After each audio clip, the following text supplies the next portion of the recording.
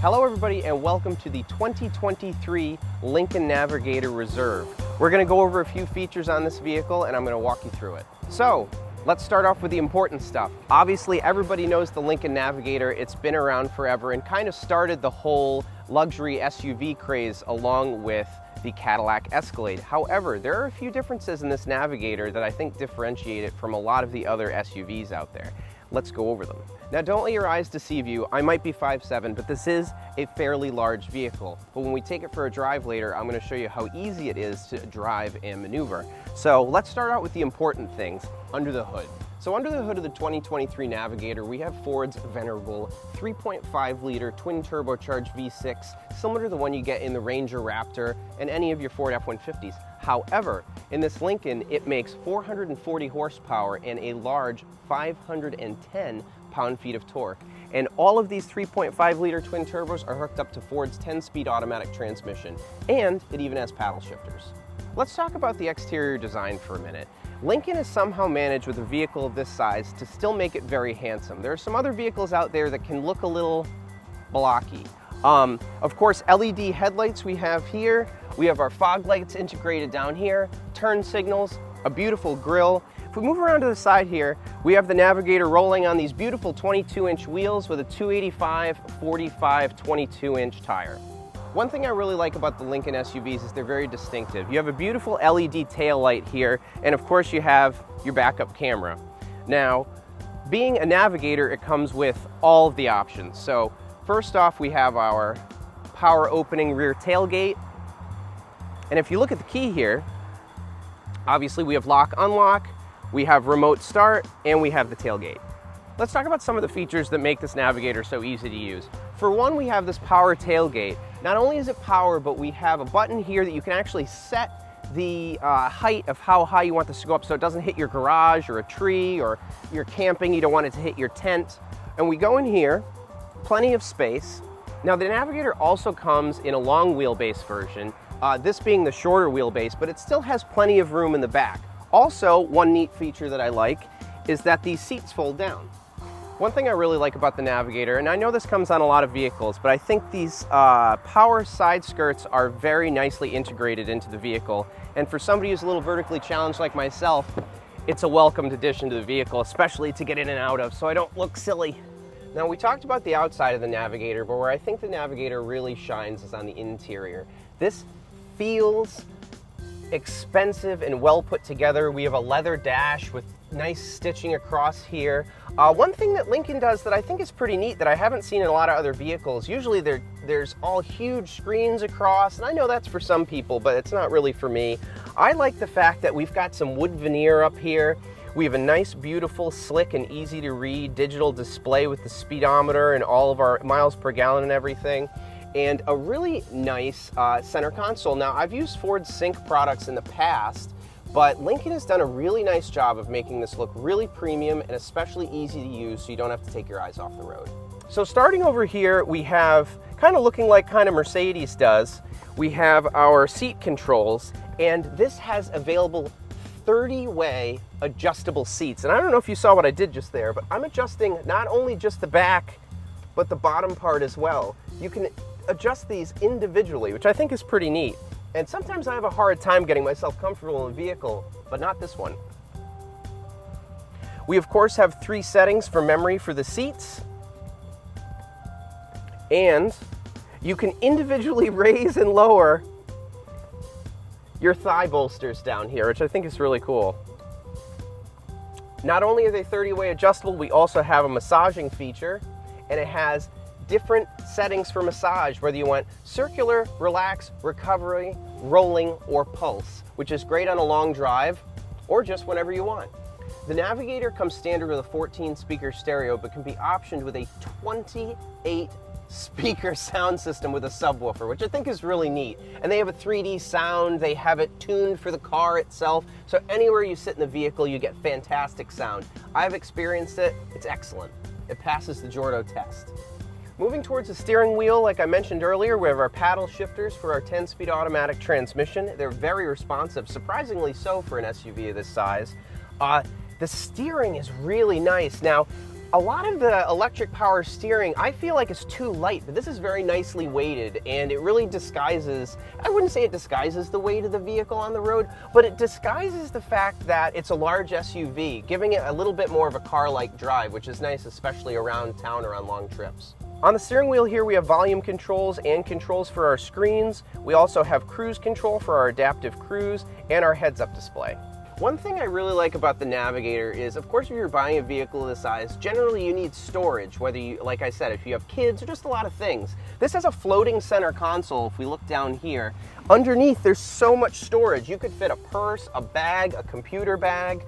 We have wireless charging in the center, and with all new vehicles, of course, so many areas to charge. Look at this cavernous area down here. Now you could fit a small cooler in there. There's a 12-volt outlet, another 12-volt outlet, a USB, and a USB-C.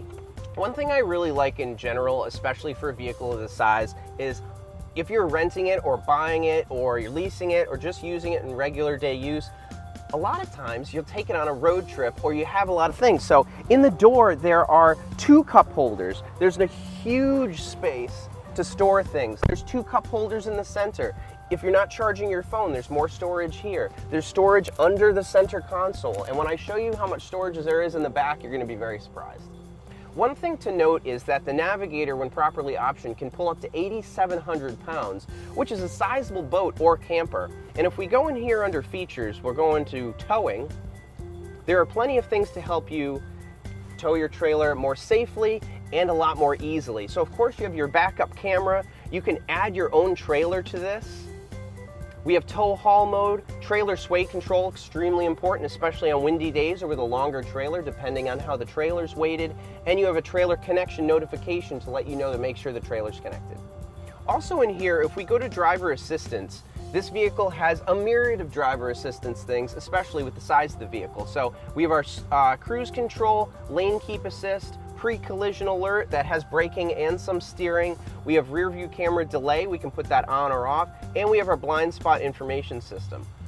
Because this one has 4-wheel drive, we have hill descent control, which we can turn on and off, cross traffic alert, and even a reverse brake assist, which is not something I've seen in a lot of vehicles.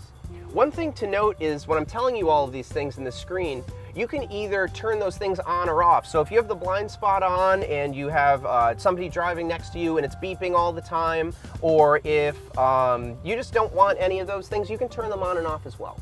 Now, I haven't mentioned the shifter. If you look up here, there's no column shift, there's no rotary dial. As a matter of fact, it's a very convenient push button right here on the dash. The back seat of the Lincoln Navigator. Now, I don't do a lot of back seat reviews, but this one is going to be needed. There are so many cool things to go over back here. If you're a passenger in the Navigator, which a lot of people might be, you have a beautiful panoramic sunroof, which you can control the shade on, which is pretty neat, from the back seat. I'm sitting behind myself. Like I said, I'm only 5'7", but I don't know if you can see, I have literally more than a foot of leg room back here. Another thing that I mentioned up front that is also in the back, plenty of things to charge. We have a 12-volt, a USB, a USB-C, and even 110 volts back here, if I can open it properly. Easy for me to do. Also lots of space behind the seats. We have this the fancy stereo that we spoke about earlier. And check out this little console. We can turn on massaging seats in the back seat, which I think is pretty cool. Not only do these seats have massage features, but you have perforated leather, which gives you heating and cooling, which is great. And also, if you go in here, you can adjust your climate back here independently of the front and adjust all of the audio controls, which I think is really cool, especially for a rear seat passenger. Here we are in the 3rd row of the Lincoln Navigator, and if you can believe it, I also have a lot of room back here. Let's flip this seat up that I was sitting in earlier. I still have legroom, and this is not even the extended length wheelbase. You also have plenty of charging back here. We have 2 USB-C ports. We have plenty of storage for snacks and cup holders and all kinds of things. And one thing I'd like to point out, both the 2nd row and 3rd row have vents right here for heat and AC, which I think is completely forgotten about in a lot of cars, especially when you're in the front seat. If you're in the summertime and you're pressing all the AC in the front trying to get it to the back passengers. It's great that this has so many vents back here to keep the rear passengers comfy. And I've got to say, I really wouldn't mind doing a long trip back here. The third row is usually completely forgotten about and really flat and hard, but this third row is very comfortable, beautiful leather seats, and I wouldn't mind doing a couple 100 miles back here. All right, here we are driving the Navigator. I have a nice head-up display. It tells me miles per hour and how much distance we have to empty, the temperature outside, and of course the time. I've got to say, it really disguises itself. It's definitely a big vehicle, but it does a nice job with the camera systems and everything of really making it convenient either to park in a parking lot, back up, especially if you're backing out of your driveway and you have kids and a couple other things to worry about, bicycles. The rear view camera and the 360 surround view camera do a super nice job. They're really high resolution, and it's definitely a safety factor, especially if you have children or small pets. I've got to say, I've driven a lot of vehicles. This power steering system is perfectly weighted, at least in my opinion. So, like I mentioned earlier, so many of them are so lightweight that you really have no feel or idea what the front tires are doing, even at low speed. And I really like how this feels. The way that Lincoln has programmed how the accelerator interacts with the engine and how the brake pedal interacts with the driver and such makes it so driving this vehicle, even at low speeds, makes it very smooth. So you're not herky-jerky. I don't know if you remember driving, BMWs from the 90s and early 2000s, but I remember the first time I just touched the brakes in that, I almost went through the front windshield. Now these brakes are extremely powerful, but they're also very progressive, so it makes for a nice ease of driving, especially in low speed areas. Check out that Bronco Raptor in the background there, pretty neat. Now, something I really like about Ford's twin-turbo V6 is, of course, everybody loves a V8, sure. But when you have twin turbos, especially twin as opposed to single, you have so much low-down grunt. So the car's not constantly shifting around those 10 speeds to find you a gear in which you have power, as you might get in a naturally aspirated V8 vehicle. I'm not going to mention any competitors, wink. But when you're getting on the highway or just around town and you need to scoot, it always seems to be in the right gear because there's so much torque over a broad RPM range, which makes it really nice to drive, and you're never kind of stuck in the wrong gear waiting for the transmission or anything. Now here we are, I'm in a tight spot, I'm backing up, and if we want to look down here, you can see it's got a huge display that gives you the rear view camera and a 360 to show me anything around me. So it really does make piloting this Navigator really simple and easy, even if you're just driving it for the first time like I am today. And at around $100,000, I've driven a lot of SUVs, and I've got to say I hadn't had a chance to drive the new Navigator, and I'm really impressed. It feels premium, it's quiet, it's well put together, and I've got to say, even though the seats are 30-way adjustable, they massage you, and that's all great, just driving normally, these seats are super comfortable. They feel like you're just sitting in nothing. I don't know if I've driven another SUV that has seats this comfortable. And if you're doing long distances or you're just in the car a lot, that's really important. Now, if you guys are watching this and you're thinking to yourself, my goodness, that Navigator seems like a really great vehicle. You're going to definitely want to come down here to Tasca and Cranston at 1300 Pontiac Ave in Rhode Island and take one for a test drive. I've driven a lot of cars and I think everything's pretty cool, but I've got to say I'm really impressed with the Navigator. I hadn't really thought about it in a while, and I think there's a lot of reasons to think about it. So get down to Tasca and check one out.